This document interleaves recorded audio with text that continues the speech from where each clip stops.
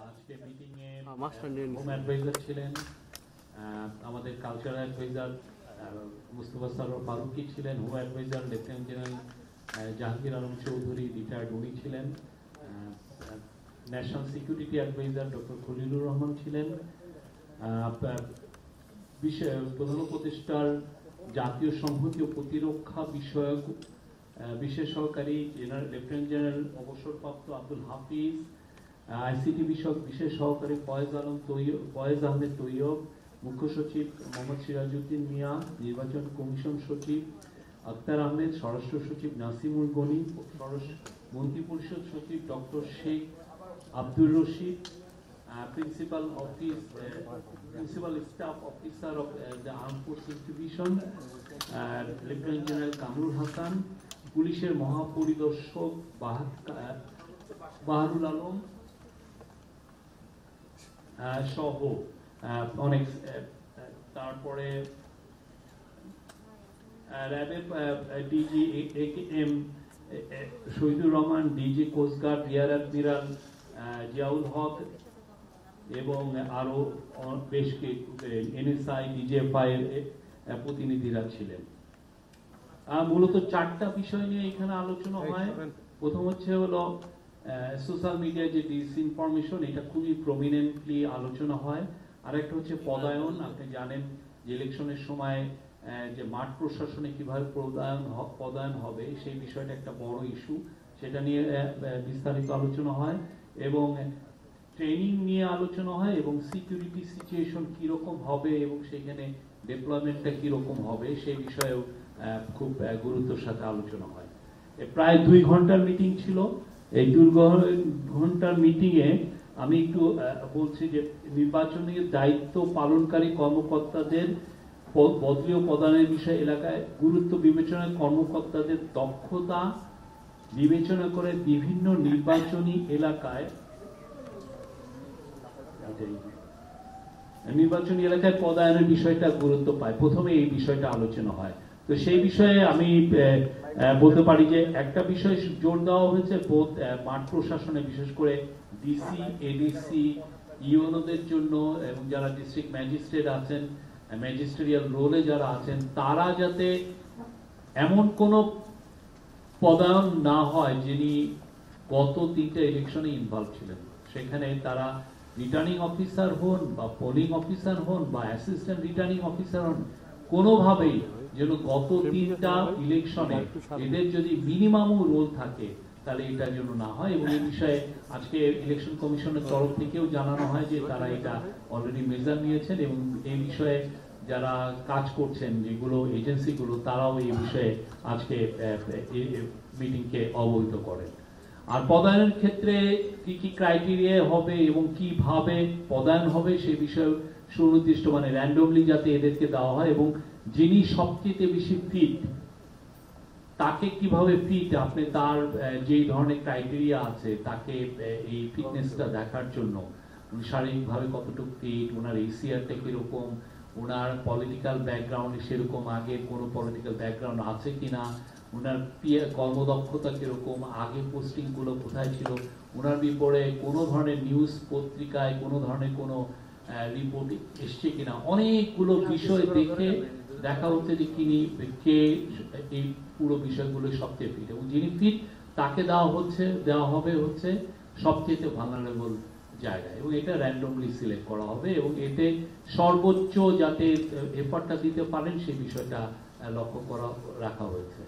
Chief adviser বলেছেন যে we have to hope for the best but prepare for the worst. সবাই যেন prepare থাকি, যে কোনো বিষয়ে, যে কোনো পরিস্থিতির জন্য যেন আমরা প্রিপেয়ার থাকি, সেটা উনি বলেছেন।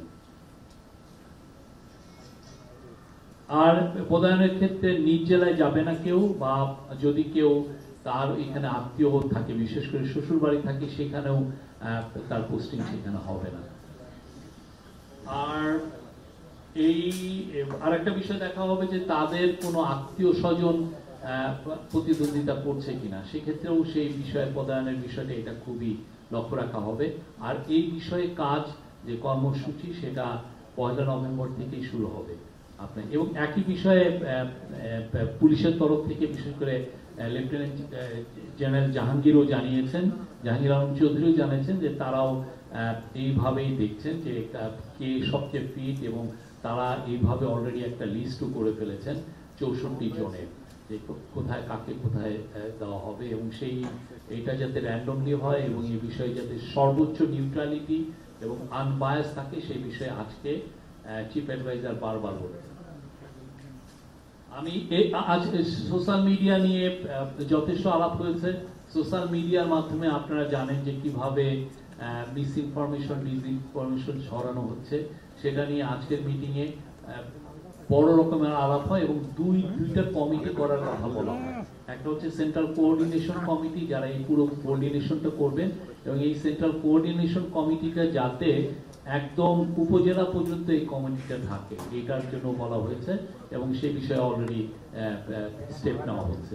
আর একটা হচ্ছে যে সেন্ট্রাল কমিটি ডিসইনফরমেশনের জন্য একটা কমিটি, এটা পুরো আপ টু সেন্ট্রাল একটা ইলেকশন কমিশনে থাকবে, এটা এখানে মন্ত্রণালয়গুলোতেও থাকবে যারা এই বিষয়গুলো দেখছেন, আর অ্যাট দ্য সেম টাইম এটা উপজেলা লেভেল পর্যন্ত থাকবে, ডিস্ট্রিক্টে উপজেলা লেভেল, যাতে ইনস্ট্যান্টলি একটা, আপনারা জানেন যে একটা সমস্যা হচ্ছে যে যদি কোনো ফেক নিউজ ছড়ানো হয় বা ডিসইনফরমেশন, দেখা গেল এমন একটা ডিসইনফরমেশন ছড়ানো হচ্ছে বা এমন এআই দিয়ে এমন একটা ভিডিও ছড়ানো হচ্ছে যে যেটা আপনাকে ফ্যাক্ট চেক করতে করতে অনেক সময় আমাদের দেরি হয়ে যায়।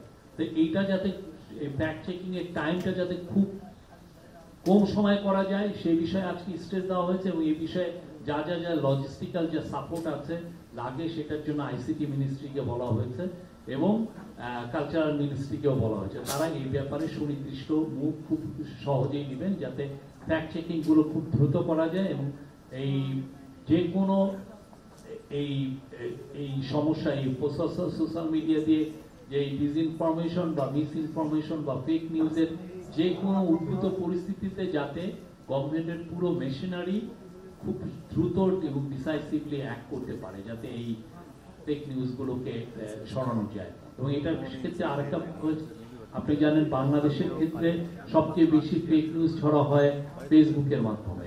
তো ফেসবুকের সাথেও এই আমরা যাতে আরো গভীরভাবে নিবিড়ভাবে কথাবার্তা বলে যে আমাদের যে কনসার্ন গুলো সেগুলো তাদেরকে জানাই, সে বিষয়ে জানানো হয়েছে।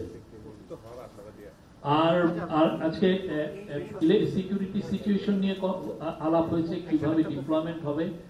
আর্মির তরফ থেকে বলা হয়েছে যে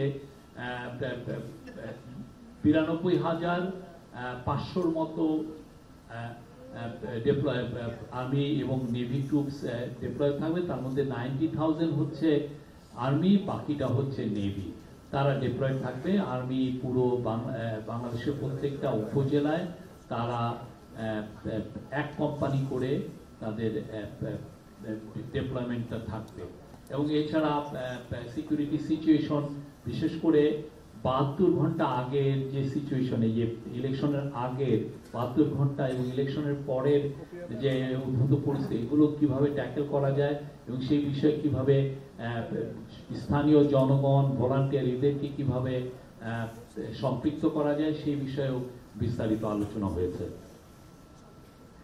আজকে ট্রেনিং এর বিষয়ে আলোচনা হয়েছে যে আপনি জানেন যে ট্রেনিংটা খুব জরুরি, বিশেষ করে আমরা বডি অন ক্যামেরা, কালকে এটা নিয়ে মিটিং হয়েছে, সেটা প্রচুর করা হয়েছে। সেইটা কিভাবে ট্রেনিং করা যায়, আনসারের সবচেয়ে বেশি ডেভেলপমেন্ট থাকবেন আনসারের সদস্যরা, আনসারের সদস্যদের অলরেডি ট্রেনিং হচ্ছে, এবং ট্রেনিংটা যাতে আরো এফেক্টিভ ট্রেনিং হয়, এবং এই বিষয়ে ট্রেনিং রিলেটেড যতগুলো ভিডিও আছে এটা খুব দ্রুত যাতে এটা ইলেকশন কমিশনের ওয়েবসাইটে বা টিভি, স্টেট টিভি, বিটিভিতে এটা আসে, সে বিষয়েও চিফ অ্যাডভাইজার বারবার বলেছেন, এবং এটা খুব দ্রুত এই কাজটা করার কথা। মানে এই রিলেটেড প্রিপারেশন গুলো খুব দ্রুত পসিবলি বাই 15 নভেম্বরের মধ্যে নেওয়ার জন্য বলা হয়েছে।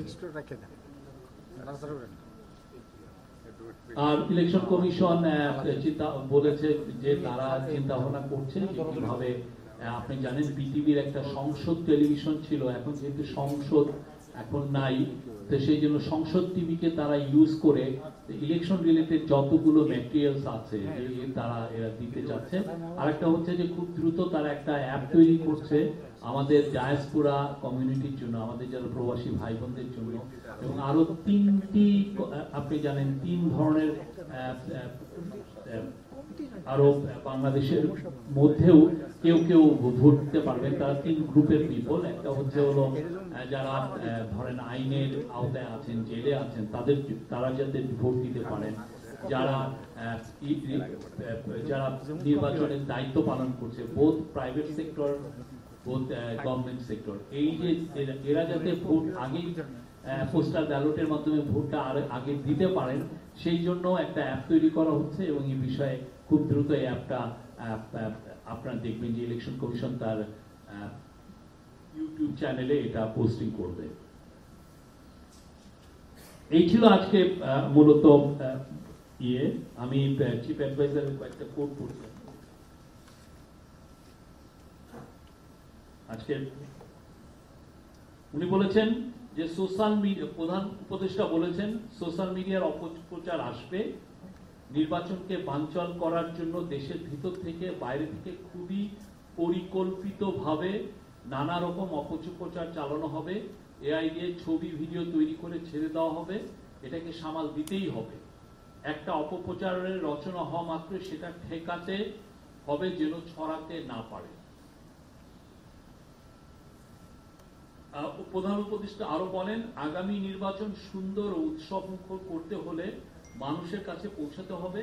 নির্বাচনী নীতিমালা, ভোট কেন্দ্রের নিয়ম, কিভাবে ভোট প্রদান করতে হবে, কোথাও বিশৃঙ্খলা হলে কি করতে হবে, এসব বিষয়ে মানুষকে সচেতন করতে হবে। এই আলোকে উনি ইলেকশন কমিশন এবং কালচারাল মিনিস্ট্রিকে বলেছেন আরো যত টিভিসি বা এই বিষয়ে ডকুমেন্টারি বা আরো ভিডিও যত তৈরি করা যায়, এবং এটা যেন খুব দ্রুত এইটা আমাদের ইউটিউবে বা সোশ্যাল মিডিয়াতে আসে, সবাই যেন এটা দেখে নিজেরাই অনেক ক্ষেত্রে প্রিপেয়ার হতে পারে।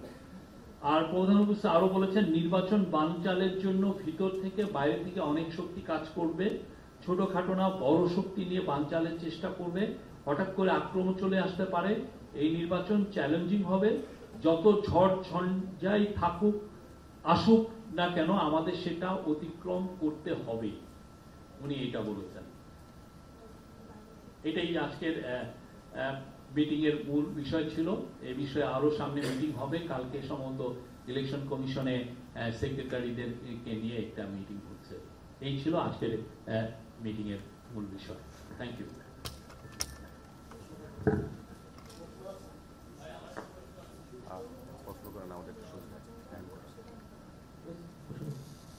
আমি ফয়সালা থেকে BDNews24.com থেকে। আজকে যে নির্বাচন প্রস্তুতিমূলক যে বৈঠক হলো, সেখানে রিসেন্টলি যে কিছু ঘটনা ঘটেছে, এই ঘটনাগুলোকে অভিজ্ঞতার জন্য আলোচনা করা হয়েছে কিনা, যেমন সিটি ইউনিভার্সিটি এবং ড্যাফোডিল ইউনিভার্সিটির স্টুডেন্টরা যে মারামারি করলেন, লম্বা সময় ধরে একটা ধ্বংসযজ্ঞ হলো, সেখানে আইন শৃঙ্খলা বাহিনীর উপস্থিতি ছিল না ঘন্টার পর ঘন্টা। তারপরে রেলের উপরে যে পাথর নিক্ষেপ হলো, এই ঘটনাগুলো যদি নির্বাচনের সময়ও ঘটে তাহলে তো পরিস্থিতি কি হবে বোঝাই যাচ্ছে। এগুলোকে অভিজ্ঞতার জন্য এগুলো নিয়ে কোনো আলোচনা হয়েছে কিনা? আমাদের রিসেন্ট হোক বা আরো আগের যত ঘটনাগুলোই ঘটুক, সবগুলো নিয়েই বিচার বিশ্লেষণ করা হচ্ছে। আগের ইলেকশন গুলো কিভাবে হয়েছে, কারা কারা এখানে জড়িত ছিলেন, তাদের বিষয়ে সবকিছু নিয়ে আলোচনা হয়েছে। আমরা এই পুরো সিকিউরিটি ফোর্সেস পুরোপুরি প্রিপেয়ার্ড যে কোনো পরিস্থিতি মোকাবেলা করার জন্য।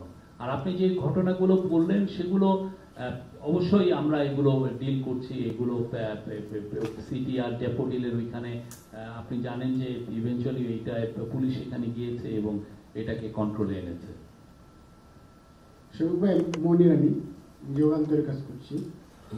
আপনি শেষের যে একেবারে পয়েন্টটা বললেন যে প্রধান উপদেষ্টা বলছেন যে আক্রমণ চলে আসতে পারে হঠাৎ, এই আক্রমণটা কারা করবে? এটা দেশের বাইরে থেকে, মানে আশঙ্কাটা কোথা থেকে? একটা প্রশ্ন। দ্বিতীয় প্রশ্ন হলো যে গতকালকে ঐক্যমত্য কমিশন সুপারিশ জমা দিয়েছে, এটা এর সাথে অনেক কিছু বিষয় গণভোট এবং নির্বাচনের সাথে সম্পৃক্ত, এটা নিয়ে আজকে কোনো আলোচনা হয়েছে কিনা? এটা 3 নম্বরে হলো যে 3 নম্বর এতগুলো মনে থাক, আমি প্রথমটা উত্তর দেই, পরেরটা আবার আসতে ধীরে বলেন। প্রথমটার উত্তর হচ্ছে আক্রমণে আপনি এখনই তো দেখছেন যে অনেকে নির্বাচন বানচালের জন্য দেশে বসে অনেকে অনেক ধরনের কনস্পাইরেসি করছে, আমরা এটা স্পষ্ট দেখছি। সেই বিষয়ে উনি সবাইকে অ্যালার্ট থাকতে বলেছেন, কেননা যারা পতিত স্বৈরাচার এবং তার দোসররা তারা তো অবশ্যই চাবে না যে দেশে একটা ফ্রি ফেয়ার ইলেকশন হোক। আপনি তার সে 15.5 বছরে ধরে একটা ফ্রি ফেয়ার ইলেকশন হয়নি, একটা শুধুমাত্র তো সাধারণ ইলেকশন না, ওই সময় বোধহয় কত 10-15 হাজার ইভেন রুট লেভেলেরও তো ইলেকশন হয়েছে, ইউপি ইলেকশন হয়েছে, যে চেয়ারম্যান উপজেলা চেয়ারম্যানের ইলেকশন হয়েছে, আপনার মেয়রের ইলেকশন হয়েছে, পৌরসভার ইলেকশন হয়েছে, একটা ইলেকশনও ফেয়ার হয়নি। তো ওরা চাবে না যে বাংলাদেশে আর একটা ফেয়ার ইলেকশন হোক, কারণ এটা আনফেয়ার থাকলে ওরা দেশে চায় একটা ইনস্টেবিলিটি তৈরি করতে। সেই বিষয়ে চিফ অ্যাডভাইজার বলেছেন, সবাইকে বলেছেন সতর্ক থাকতে। অবশ্যই এটা ওনারা বলেছেন যে আমাদের লক্ষ্য একটাই, দেশের বাংলাদেশের ইতিহাসে সবচেয়ে ভালো একটা ইলেকশন করা। আচ্ছা, আমি একটু শেষে আরেকটা পয়েন্ট আপনি বলছিলেন, যেটা হলো যে গত 15 বছরে যারা দায়িত্ব পালন করছেন তারা এবছর দায়িত্ব পালন থেকে বিরত রাখা হবে, এটা একটু পরিষ্কার ব্যাখ্যা দিবেন। ওরা কোনো ধরনের পোলিং অফিসার বা পোলিং এজেন্ট বা কোনো রিটার্নিং অফিসার বা অ্যাসিস্ট্যান্ট রিটার্নিং অফিসার হিসেবে থাকতে পারবে না, এবং কি না এরা থাকতে পারবে না। আর কোনো ধরনের কোনো এই যে ডিস্ট্রিক্ট লেভেলে 64টা ডিস্ট্রিক্ট আছে, সেখানে ধরেন এডিএম এর পোস্ট আছে, ডিসির পোস্ট আছে, সেই সমস্ত পোস্টেও তারা থাকবেন না। আর পুলিশের ক্ষেত্রেও একই জিনিস, যারা অলরেডি পুলিশ জানিয়েছে আজকের মিটিংয়ে, যারা যারা এই ধরনের মিনিমামও যাদের এইখানে ইনভলভমেন্ট ছিল সবাইকেই ওইখান থেকে সরিয়ে দেওয়া হয়েছে। তো ওইখানে পুলিশের জানেন 64টা এসপি, তারপরে প্রত্যেকটা থানার ওসি, এগুলো তো কি পজিশন মাঠ প্রশাসনের ক্ষেত্রে, বা এডিশনাল এসপি, সেই সমস্ত জায়গায় এই ধরনের যারা আগের 3টা ইলেকশনে ছিলেন এরা কেউ থাকবেন না। আমার নাম মোহাম্মদ সাইফুল্লাহ, আমি এমবিতে কাজ করি।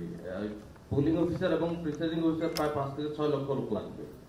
গত 3টা নির্বাচন যদি মানে যারা অংশগ্রহণ করেছে ওটা ওদেরকে যদি বাদ দেই, তাহলে আমরা এই লোক কোথেকে নিবে, এটা একটা বিষয়। মানে না, আমাদের হিসাবে প্রায় 4,89,000 যদি পোলিং অফিসার, তারপরে এর মধ্যে তো অনেক প্রাইভেট সেক্টরের আছেন। Returning officer, assistant returning officer মূলত আসেন হচ্ছে সরকারি কর্মকর্তাদের মধ্য থেকে। তো এটা স্ক্রুটিনি করা খুবই ইজি, আর ওগুলোও স্ক্রুটিনি করা খুব ইজি। আমরা এটার ব্যাপারে সর্বোচ্চ এফার্ট দেওয়া হচ্ছে, ইন্টেলিজেন্স এজেন্সিগুলো হেল্প করছে। তো আমরা নিশ্চিত যে এই সময়ে কোনো রকমের যারা আগের ইলেকশনগুলো এই মিনিমামও যাদের ইনভলভমেন্ট ছিল তারা থাকবেন না।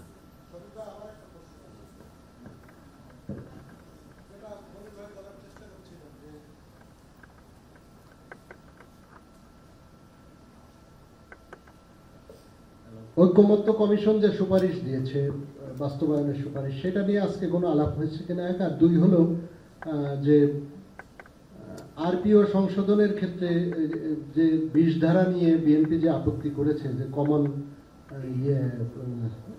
প্রতীকের ব্যাপারে ইলেকশনের প্রিপারেশন নিয়ে আজকে আলোচনা হয়েছে। এই বিষয়ে ঐকমত্য কমিশনের কালকের যে তারা যে সুপারিশমালা দিয়েছে সে বিষয়ে কোনো ধরনের কোনো আলোচনা হয়নি। শহীদ ভাই, আমার নাম মাহফুজ সাদি, আমার দেশ পত্রিকায় আছি। আগে বলা হয়েছিল যে লটারির মাধ্যমেও বাছাই করা হতে পারে, মানে পোস্টিংয়ের বিষয়গুলো। আসলে এই তালিকা তো করা হচ্ছে, সেই তালিকায় পোস্টিং এর ব্যাপারে এরকমের কোনো বিষয় আছে কিনা, এটা নিয়ে ভাবনা চিন্তার মধ্যে আছে, বাট সো ফার মানে আমাদের ফোকাসটা হচ্ছে যে সবচেয়ে ফিট লোককে, যার মানে ভালো জায়গাটায় যাওয়া, যিনি ভালনারেবল একটা জায়গা, সেখানে তো অবশ্যই চাবো যে সবচেয়ে যিনি ফিট অফিসার উনি এই জায়গাটা দেখেন। এটাই তো সবাই চাচ্ছে।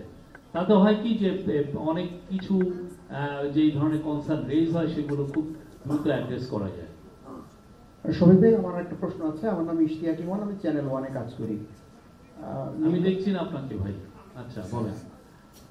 নির্বাচন সম্পর্কিতই আসলে শেখ হাসিনা বিভিন্ন মাধ্যমে যে ইন্টারভিউ দিচ্ছেন, বিশেষ করে আজকে রয়টার্সে ইন্টারভিউ দিয়েছেন, সেই ইন্টারভিউর ব্যাপারে আসলে সরকারের অবস্থান কি, বা দেশের গণমাধ্যমে উনি ইন্টারভিউ দিতে পারেন কিনা, মানে এই অবস্থানটা কিরকম, মানে উনি তো আজকে রয়টার্সে ইন্টারভিউ দিয়েছেন, এই বিষয়ে আমাদের যে ইন্টারন্যাশনাল ক্রাইমস ট্রাইব্যুনাল তারা কথা বলবেন।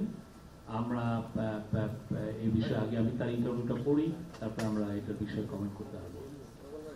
আমার নাম মুস্তাফা বললেন, তবে একটা বিষয় সবসময় আমরা বারবার বলছি এবং এখন ইউএন এর রিপোর্টেও এটা এস্টাবলিশ যে এই 21শ শতাব্দীতে ওনার চেয়ে বড় তো থুরি বা হিউম্যান রাইটস ভায়োলেশন এরকম ভয়ানকভাবে কেউ করেন নাই। এটা আমরা বারবার বলছি এবং এটা ইউএন এর যে রিপোর্ট সেটাকে সেই রিপোর্টে স্পষ্টভাবে এসছে। পরবর্তীতে আল জাজিরা তাদের 1 ঘন্টার একটা প্রোগ্রাম করেছে, সেখানে আসছে এবং বিবিসিতেও আসছে, ওখানে স্পষ্ট শোনা যাচ্ছে যে উনি খুন করার নির্দেশ দিচ্ছেন। তো যারা ওনাকে ইন্টারভিউ করছেন আমাদের কাছে, আমরা অবশ্যই মনে করি যে এই কনটেক্সটটা যেন কেউ ভুলে না যান। হ্যাঁ, আমরা এটা দেখছি এবং যারা ওনার যে ক্লেমগুলো উনি করেন সেটা যেন আনকনটেস্টেড না থাকে। আমরা কালকে ইভেন একটা লোকাল নিউজ মিডিয়াতেও দেখলাম যে আইসিসিতে তার পার্টি একটা ইয়ে করছে এবং সেখানে তিনি যে ভয়ানক রকমের হিউম্যান রাইটস ভায়োলেশন করছেন তার আমরা কোনো ধরনের কোনো মেনশনও আমরা দেখি নাই। খুবই আনফরচুনেট। এবং আমরা ওইটাও দেখেছি যে উনি ক্লেম করে, আওয়ামী লীগ ক্লেম করছে 400 জন মারা গেছে, কিন্তু কতজন মারা গেছে তাকে এটা আনকনটেস্টেড তাকে দেওয়া হচ্ছে। এবং কারা এটা করেছে, তার যে আইসিসিতে দিয়েছে যে ডাউটি স্ট্রিট, এখন তারা আমাদের টাকা চুরি করছে, আমাদের টাকা চুরি করে নিয়ে যায় পুরো ইউকের সবচেয়ে দামি ল ফার্মকে হায়ার করে এই ধরনের কাজ তারা করছে, এখন কমপ্লেন ফাইল করার করছে। এবং এইটাকে আবার আমাদের কেউ কেউ দেখছি যে আমাদের চুরি করার টাকায় যে কাজটা করেছে সেটাকে আবার প্রমোট করছেন কেউ কেউ।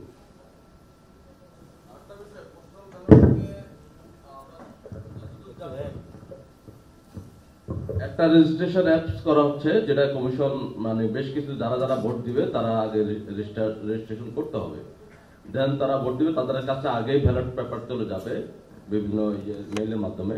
মেইল বলতে মানে পোস্ট ডিপার্টমেন্টের মাধ্যমে। সেই তারা বেশ কিছুদিন আগে তারা ভোট দিবে, সেই ক্ষেত্রে তাদের ভোট যদি দেওয়ার পরেই তারা ছবি তুলে ফেসবুকে দেয়, সেটা কোনো জটিলতা বা এরকম কোনো কনসার্ন আছে কিনা? এই পুরো বিষয়গুলো আমার মনে হয় যে এটি ইলেকশন কমিশন তারা এই পুরো বিষয়টা দেখছে, এই পুরো বিষয়টা তারা দেখবে, তাদের বিষয়। এটা খুবই একদম মাইক্রো লেভেলের একটা বিষয়, যেটা ইলেকশন কমিশন এগুলো নিয়ে কাজ করছে। যেমন একটা বিষয় এসছে যে 72 ঘন্টা আগে আপনারা জানেন যে সমস্ত ইলেকশন ক্যাম্পেইনিং বন্ধ থাকে, কিন্তু এর মধ্যে এই 72 ঘন্টার মধ্যে যদি কেউ এসে কোনো পার্টির ক্যান্ডিডেট যদি ফেসবুক লাইভে আসেন, সেক্ষেত্রে ডিসিশনটা কি হবে? এই পুরো জিনিসগুলো সোশ্যাল মিডিয়ায় কিভাবে, বা একটা ক্যান্ডিডেট বা তার এজেন্টরা এই 72 ঘন্টায় কোনো ধরনের সোশ্যাল মিডিয়ায় ক্যাম্পেইন করতে পারবেন কিনা। মানে এখন দেখা যাচ্ছে যে খুব বড় রকমের ক্যাম্পেইনটা আসলে সোশ্যাল মিডিয়ায় হচ্ছে। আমরা সবাই কানেক্টেড, আমি, আপনি, আমার গ্রামের লোক সবাই। আমি আমার ওইখানে দেখছি যে একজন প্রতি গ্রামে গ্রামে তার একটা পেজ খুলে ফেলছে। তো এই বিষয়গুলো তো মনিটরে বসে, এই বিষয়টাও আজকে এসছে। এটা নিয়ে অবশ্যই ইলেকশন কমিশন ভাবছেন, এটা লিগালিটি নিয়ে চিন্তা ভাবনা করছেন যে এটা বা এটার ক্ষেত্রে কেউ যদি এই কাজটা ভায়োলেট করেন সেক্ষেত্রে তার বিরুদ্ধে অ্যাকশনগুলো কি হবে, বা এই ক্ষেত্রে ফেসবুকের সাথে আমাদের কি ধরনের কথাবার্তা বলতে হবে, এই বিষয়গুলো এখানে আলোচনা হয়েছে। শফিক ভাই, আমি মুস্তাফা মল্লিক, চ্যানেল আই আছি, একদম সামনে, জাস্ট আপনার মাইক্রোফোনের সামনে। জি, আপনি সাধারণত এইদিকে থাকেন। জি জি, থ্যাংক ইউ। শফিক ভাই, সেটি হচ্ছে যে প্রধান উপদেষ্টা তো অনেক শত্রুর কথা বলেছেন, তিনি অনেকের সঙ্গে আলোচনা করেছেন, আজকে সব পার্ট সেখানে ছিলেন। তো চ্যালেঞ্জের কথা আইন শৃঙ্খলা বাহিনী বা গোয়েন্দা সংস্থাগুলো বলেছে কিনা, যে কি কি চ্যালেঞ্জ তারা এই মুহূর্তে সর্বোচ্চ রকমের ফেস করছেন এবং ঝুঁকিপূর্ণ কোনো এলাকার নাম আছে কিনা, এটা একটা প্রশ্ন। আর ছোট্ট আর একটা প্রশ্ন হচ্ছে যে গেল কয়েক বছর আমাদের অভিজ্ঞতা হচ্ছে যে একতরফা নির্বাচন ছিল এবং কিছু কিছু ভোট রাতেও হয়েছে, এগুলো আমরা গেল সরকারের সময় প্রেস ব্রিফিং, কিছু না, পুরোটাই রাতে হয়েছে। না, আমি বলছি যে মানে আমি বলেছি যে কিছু কিছু বিষয়ে আমরা গেল সরকারের সময়ও এরকমই প্রশ্ন করেছি, এখন যেভাবে আপনাকে করছি। তো তো সেখানে অনেক কেন্দ্রে অর্থাৎ কোনো প্রতিদ্বন্দ্বী নাই, কিন্তু তারপরও গণমাধ্যম কর্মীদের উপরে নির্বিচারে হামলা করা হয়েছিল সেই সব জায়গায়। এবার এ ধরনের গণমাধ্যমের নিরাপত্তার ব্যাপারে কোনো কিছু আশঙ্কা কিংবা কি কি পদক্ষেপ রাখা হয়েছে এই বিষয়ে কোনো আলোচনা হয়েছে কিনা? এইটার জন্যই তো সিকিউরিটি সিচুয়েশন গুলো বারবার ডিসকাশনে আসছে, রিভিউ হওয়া হচ্ছে। এই জন্যই বডি ক্যাম্প নেওয়া হচ্ছে, যে যাতে একটা কেন্দ্রের বাইরে কি ধরনের পরিস্থিতি বিরাজ করে, খুব এটা আমরা একদম মিনিটকে মিনিট আমরা যাতে মনিটর করতে পারি। এই জন্যই তো বডি ওন ক্যাম্প নেওয়া হচ্ছে, এবং সবকিছু যাতে সিসিটিভির আওতায় আসে। কেউ একটা কোনো ধরনের কোনো অপকর্ম করে পার পাবেন এটা হবে না এবার। তাকে যে এবং সে সাংবাদিকরা তাদের নিয়ম মতো তারা তাদের নিউজ কালেক্ট করবেন, এবং যারা ভোট দিতে আসবেন তাদের সিকিউরিটিও তো অনেক আমাদের সবচেয়ে টপ প্রায়োরিটি, সেটাও দেখা হবে। এবং যাতে নির্বাচনকে সামনে রেখে ভালনারেবল যারা কমিউনিটি আছে তাদেরকে বিরুদ্ধে যেন কোনো ধরনের অপপ্রচার না হয়, সেই বিষয়টাও আজকে আলোচনা হয়েছে। সব বিষয় খুব ডিটেলস 2 ঘন্টার একটা আমি বলবো যে বিস্তৃত আলোচনা হয়েছে। ঝুঁকিপূর্ণ এলাকা এখানে নাম নাই, বাট এইটা সিকিউরিটি এজেন্সি গুলো এটা নিয়ে কাজ করছে, পুলিশ কাজ করছে এটা নিয়ে।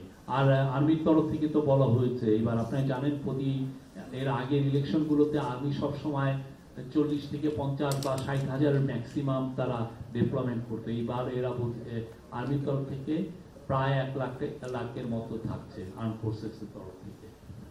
আমার একটা ছোট্ট প্রশ্ন ছিল, আমি শাওন হাসনাত টিভিএসে আছি। আমরা আসলে আমার অভিজ্ঞতা থেকে বলি, 2008-এর ইলেকশন আমরা যখন কভার করি সাংবাদিক হিসাবে, আমাদের এক্সেস কিন্তু অনেক ভেতরে ছিল। পরবর্তী আর ইলেকশনগুলোতে আমাদের সেই এক্সেসগুলো ছিল না, মানে অনেক ক্ষেত্রে এগুলো সীমিত করা হয়েছিল, বিশেষ করে গণমাধ্যমে। তো আগামী ইলেকশনে সাংবাদিকদের এই এক্সেসের জায়গাটা নিয়ে মানে কি আলোচনা বা কি?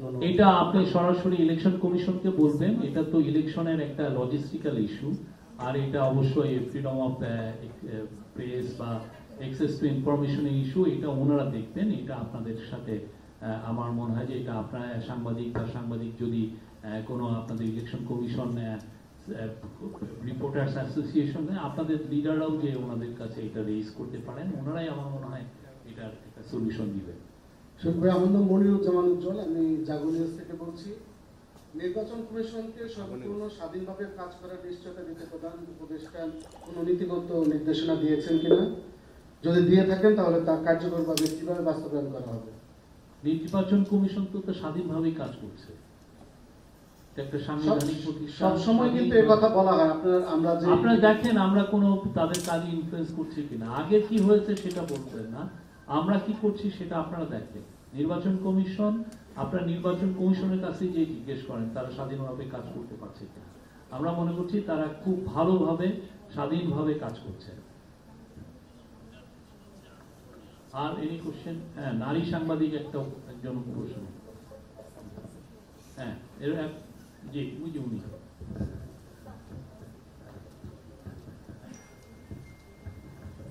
ভাই, আমি জান্নাতুল মোহনা দেশ টিভি থেকে বলছি।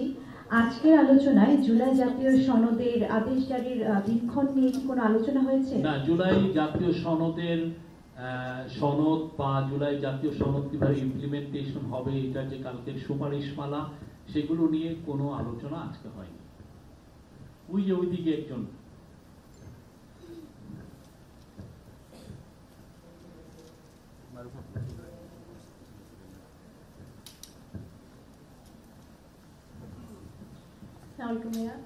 নির্বাচনের প্রস্তুতি সম্পন্নের জন্য কি 15ই নভেম্বর এরকম কোন নির্দেশনা প্রধান উপদেষ্টার দিক থেকে দেওয়া হয়েছে? মানে অনেকগুলো এটা মানে কিছু প্রাইমারি যে কাজগুলো আছে যেগুলো একদম করতেই হবে, সেগুলো উনি চাচ্ছেন যে এটা খুব দ্রুত এটা শেষ হোক, 15ই নভেম্বরের মধ্যে হলে এটা বেটার।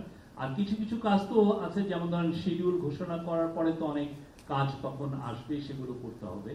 বাট কাজটা খুব, এবং আজকে থেকে মানে একটা দিনও যাতে নষ্ট না হয়, একটা দিনও কেউ যেন রিল্যাক্স না থাকেন, সেইটা উনি বারবার বলছেন যে যাতে কাজগুলো খুব ভালোভাবে সম্পূর্ণ হয়। এবং কিছু কাজ বলতে কোন কাজগুলো? আমরা অনেকগুলো, যেমন সোশ্যাল মিডিয়া রিলেটেড, যেমন একটা কমিটি করা, এটা এই কমিটি একদম উপজেলা পর্যন্ত করা, তারপরে এই যে বডি ওন কাম এটার যে প্রকিউরমেন্ট সেগুলো করা, অনেক ক্ষেত্রে আনসারের কিছু কিছু ইস্যু আছে সেগুলো ইয়ে করা। এই আরেকটা বিষয়, একটা অ্যাটাকের কথা আপনি কয়েকবার ওইটা তো আমরা অ্যাটাক এই অর্থে বুঝাচ্ছি যে যারা এইটা মানে ধরেন অনেকে তো সাইবার অ্যাটাকও করছে। সাইবার মানে কি সোশ্যাল মিডিয়ায় যে এক ধরনের ডিসইনফরমেশন ছড়াচ্ছে, এটাও তো এক ধরনের অ্যাটাক, ঠিক না? বা ধরেন অনেকে দেশের মধ্যে থেকে ইনস্টেবিলিটি তৈরি করার চেষ্টা করছে, এটা তো আমরা দেখছি। তো সেগুলোর পরিপ্রেক্ষিতে এই কথাটা বলা হয়েছে। এটা মানে আমি এই অর্থে বললাম যে এটাকে আতঙ্কিত হওয়ার মতো কোনো না বিষয় না, কিসের আতঙ্কিত? ইলেকশন বাংলাদেশের ইতিহাসে আমরা এখনো বলছি বাংলাদেশের ইতিহাসে one of the best election হবে, কোনো আতঙ্ক কিছু নেই। Thank you. শফিক ভাই, আমার নাম আদিত্য মামুন, এদিকে আপনার সামনে ডান পাশে। আমার নাম আদিত্য মামুন। আমি জানতে চাই, যেহেতু প্রধান উপদেষ্টা বিভিন্ন আইন শৃঙ্খলা রক্ষাকারী বাহিনীর সদস্যদেরকে নিয়ে মিটিং করেছেন, নির্বাচন কমিশনও সেখানে ছিলেন, উপদেষ্টাও ছিলেন, আগে থেকেই তো ঘোষণা করেছিলেন যে ফেব্রুয়ারির দ্বিতীয় সপ্তাহে সম্ভাব্য কোন তারিখ কিংবা কোন এরিয়া কি বলা হয়েছে? এই সম্ভাব্য আমাদের তরফ থেকে এখন আর কিছু নাই। এটা আমাদের তরফ থেকে আমরা বারবার একটা কথাই বলছি যে ফেব্রুয়ারির প্রথমার্ধে ইলেকশন হবে, আর ইলেকশনের ডেটটা ঘোষণা করবেন ইলেকশন কমিশন, এবং ওনারা এই বিষয়ে বলেছেন হয়তো সম্ভবত ডিসেম্বরের ফার্স্ট উইকে ওনারা জানাবেন। এই আমরা এর বাইরে আমাদের বলার কিছু নাই। আমরা বারবার বলছি ইলেকশন ফেব্রুয়ারির প্রথমার্ধে হবে। ধন্যবাদ। আর এনি কোশ্চেন? আমি- থ্যাংক ইউ। আমি নামিদা আহমেদ বলছি, চ্যানেল 9 থেকে। আমরা যে জিনিসটা কিছুদিন আগে দেখেছি যে জাকসু, রাকসু বা ডাকসু যেটাই বলি না কেন, এই নির্বাচনগুলোতে হাতের তালি যে ব্যবহার করা হয় সেটা উঠে যায় এবং পরবর্তীতে কিছুটা অরাজকতা দেখা গেছে এই বিষয়টাতে। অনেকেই এই ধরনের কমপ্লেইন করেছে যে একবার ভোট দিয়েছে সে আরেকবার গিয়েও ভোট দিয়েছে। তো এই ধরনের বিষয়গুলো সতর্কতা অবলম্বন করা, মানে কি পদক্ষেপ গ্রহণ করা হচ্ছে? আরেকটা ব্যাপার হচ্ছে যে বিষয়টা দেখা গেছে যে ডাকসুতে যখন নির্বাচনের চূড়ান্ত সবকিছু ঘোষণা করা হলো যে কে জয়ী, তারপরে একটা কি বলবো হই হুল্লোড় দেখা গেছে সেটা বিপরীত পক্ষ থেকে। তো এর জন্য আসলে প্রশাসন কতটা শক্তভাবে থাকবে? প্রথম কথা হচ্ছে যে আপনি যে কি জানো অমোচনীয় যে কালি, আপনি ডাকসু, রাকসু, জাকসু, চাকসু এটা নিয়ে সব মিলে ভোট দিয়েছেন কত? প্রায় 80,000। তো 80,000-এর মধ্যে কমপ্লেন করেছেন কতজন? 10 জন হবে সব মিলে কমপ্লেন করেছেন? আমরা কিন্তু 10 জনের বেশি কমপ্লেন পাইনি। তো এটাকে আপনি স্ট্যাটিস্টিক্যালি আপনি কি এটাকে সিগনিফিকেন্ট কিনা? এটা তো সিগনিফিকেন্ট কিছু না। একজন দুইজনের হয়তো বা তারা হাতের গঠনটা এরকম যে সেখানে কালি বেশিক্ষণ থাকে না। তো এটা আমি বলছি না, বাট এটা খুবই কোনো মেজর কোনো কমপ্লেন না। আমরা এটাকে কমপ্লেন হিসেবে দেখছি না সেভাবে। সবসময় স্ট্যাটিস্টিক্যালি একটা জিনিস কতটা সিগনিফিকেন্ট সেটা একটা ইস্যু, এখানে কোনো ইস্যুই না। আরেকটা যেটা বলছেন যে কোনো ইলেকশনের পরে যে একটা হই হুল্লোড় বা সোফার আমি বলবো যে ডাকসু, রাকসু, চাকসু, জাকসুতে বাংলাদেশের ইতিহাসে 4টা খুব ভালো ইলেকশন হয়েছে। যারা জিতেছেন তারাও গ্রেসফুলি এই জিনিসটাকে জানিয়েছেন, আর যারা হেরেছেন তারাও আপনি এটা গ্রেসফুলি একসেপ্ট করেছেন। আপনি কোনো ভায়োলেন্স দেখেছেন? না, বিষয়টা আমি লাস্ট টাইম ঢাকা ইউনিভার্সিটিতে আমি যখন পড়েছি তখন যে ইলেকশন আমরা দেখেছি যেই ধরনের ভায়োলেন্স, কিছু একটাও, not a single incident of violence এই 4টা ইলেকশনে, not a single incident of violence. কেউ বলবে না যে আমাকে এসে উনি মেরেছেন বা আমাকে প্রহার করেছেন বা এই গোষ্ঠীগতভাবে এই গ্রুপকে অ্যাটাক করেছে। অনেকে কমপ্লেন করেছেন, অনেকে এটা নিয়ে অস্থিরতা প্রকাশ করেছেন যে এত স্লো হচ্ছে কেন রেজাল্ট, এটা নিয়ে এক ধরনের ডিসঅ্যাপয়েন্টমেন্ট ছিল। বাট আমরা বলবো যে 4টা ইলেকশন বাংলাদেশের ইতিহাসে, স্টুডেন্ট কাউন্সিলের ইলেকশনের ইতিহাসে খুবই স্মরণীয় ইলেকশন।